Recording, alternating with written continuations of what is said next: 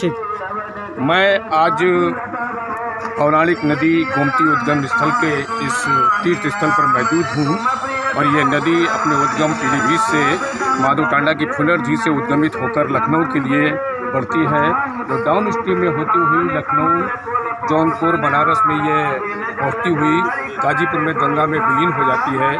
आज इस गोमती उद्गम स्थल पर बाबा काशी विश्वनाथ की तर्ज पर यहाँ पर एक आरती का आयोजन किया गया था।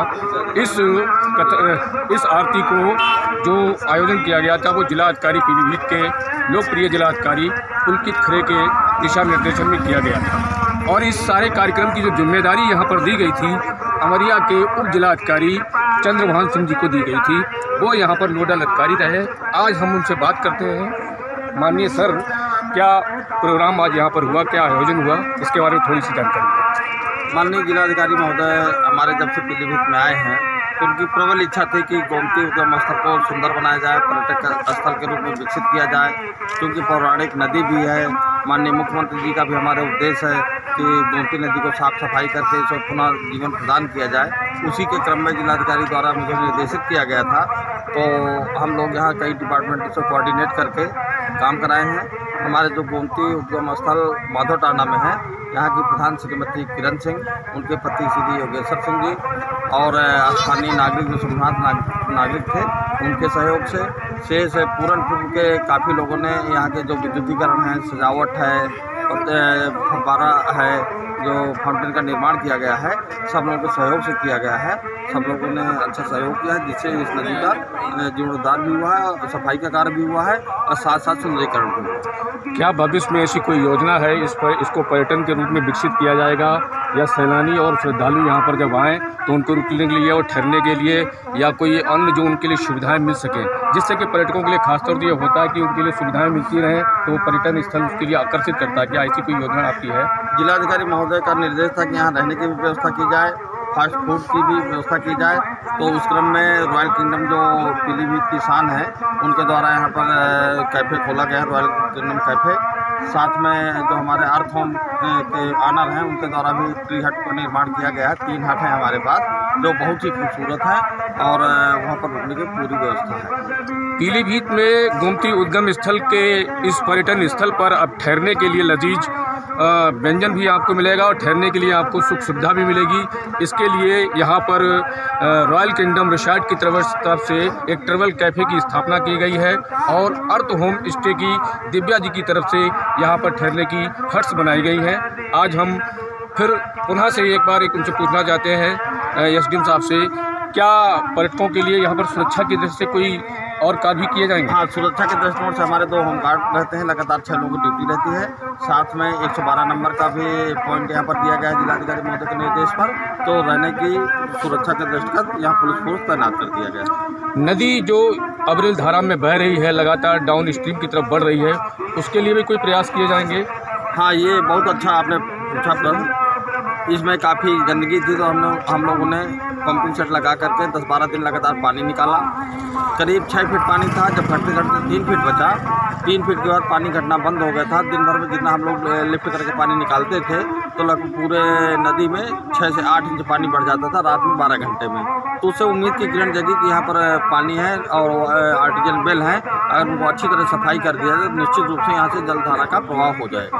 प्राकृतिक स्रोत है इस नदी पर और उनका पुनः से अगर उनको खोजा जाए और पुनः से संचालित किया जाए तो नदी उस पौराणिक काल में जैसे बहती थी वैसे पुनः से सदा नीरा हो जाएगी। इसीलिए गोमती को सदा नीरा भी कहा जाता है। हमारे साथ मौजूद हैं माधोटांडा के प्रधान के पति और योगेश्वर सिंह जी। मैं उनसे पूछना चाह रहा हूँ, क्या इस पर आप अपना सेवा कर रहे हैं, क्या सहयोग है आपका?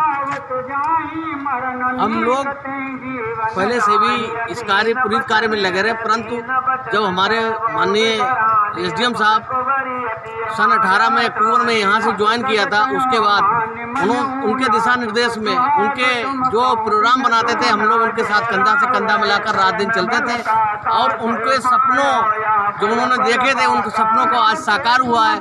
जैसे कि यहाँ सुरक्षा की दृष्टि से, खान पान की दृष्टि से और यहाँ भूगर्भ जल जो है स्तर लोग कहते थे नहीं यहाँ पानी नहीं, तालाब है, लेकिन हम लोगों ने प्रयास रहा कि इसको चेक किया जाए। हम लोगों ने चेक किया तो हम लोग लगातार इसको देख रहे थे कि 12 घंटे में 8 से 10 इंच पानी बढ़ जाता था। इसलिए हम लोग अब एसडीएम साहब के सामने मिला अगर और एसडीएम साहब का निर्देशन हुआ तो हम लोग ग्रीष्म काल में मार्च के बाद हम लोग चाहेंगे कि इसकी खुदाई हो, जिससे सफाई हो, जिससे कि प्राकृतिक स्रोत रहे और यहाँ की जनभावना और हम सब लोगों का जो मन है कि नदी से पुनः अपने पुनर्जीवन को प्राप्त करे, यही है हम लोगों की सच्ची बात होगी। प्रधान जी, हम जानना चाहते हैं कि गोमती का कोई महत्व हो तो उसके बारे में 2 शब्द अपने माध्यम से बताएं। माता गोमती का बहुत बड़ा महत्व है। बाबा दुर्गानाथ की तपस्या से इनका अवतरण हुआ था।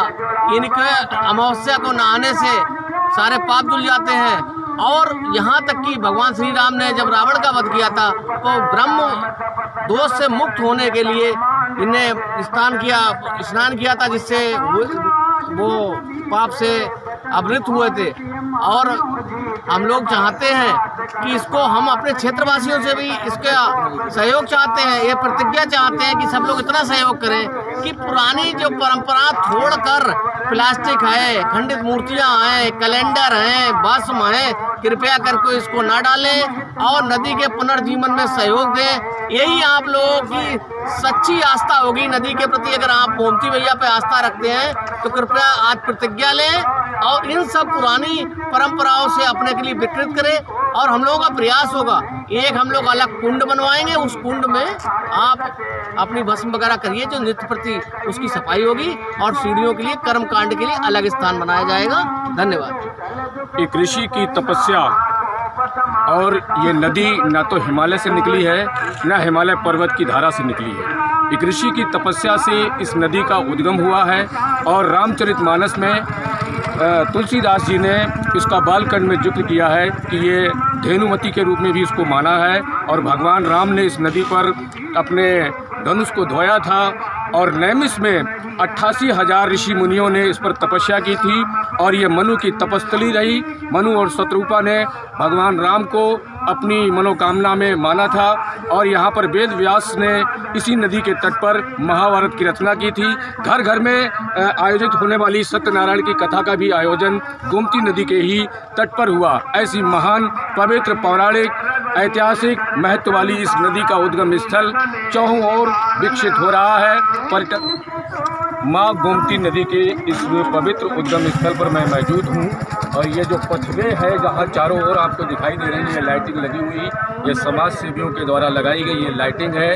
यहाँ पर इस समय देखने वाला नज़ारा है और ये वर्ष का पहला दिन है और उसकी शाम है। ये आज की ये रात यहाँ पर पर्यटक इस मंदिर में इस नदी के स्थल पर पूजा अर्चना करके अपने नव जीवन की समृद्धि की कामना यहाँ पर कर रहे हैं। और हमारे साथ यहाँ पर मौजूद हैं बीसलपुर के तहसीलदार साहब। हम उससे थोड़ा सा ये पूछना चाह रहे हैं इस नदी के बारे में आपके क्या विचार हैं।